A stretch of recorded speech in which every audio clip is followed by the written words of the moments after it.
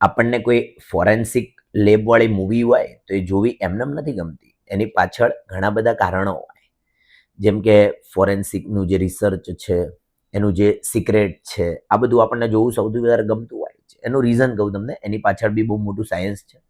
તમે રિસર્ચ લેબોરેટરીના જુઓ, તેની અંદર ડીએનએ ઉપર સૌથી વધુ આપણને ટોપિક જોવા મળે. અચ્છા, આ ડીએનએ શું છે તો એની થોડી તમને જાણકારી આપું. આમ તો કરોડો વર્ષનો ઇતિહાસ સાચવી રાખતો એક પ્રકારનો એન્સાઇક્લોપીડિયા કહી શકો. થોડું ડીપમાં કહું, આપણું શરીર જે છે એનું બને, કોષોનું બને.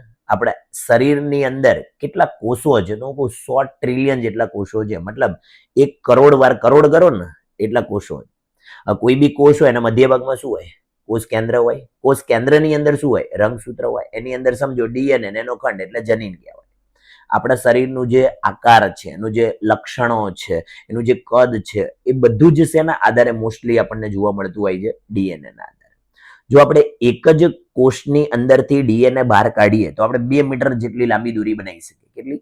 2 મીટર જેટલી. અને જો આપણે એમ કહીએ કે આપણે શરીરનું બધું જ ડીએનએ ભેગું કરીએ તો કેટલું થાય? તો તમે સમજો આ પૃથ્વીથી આ ચંદ્ર સુધી લગભગ 6000 વખત જઈને આવો ને એટલું ડીએનએ આપણી બોડીની અંદર હોય છે.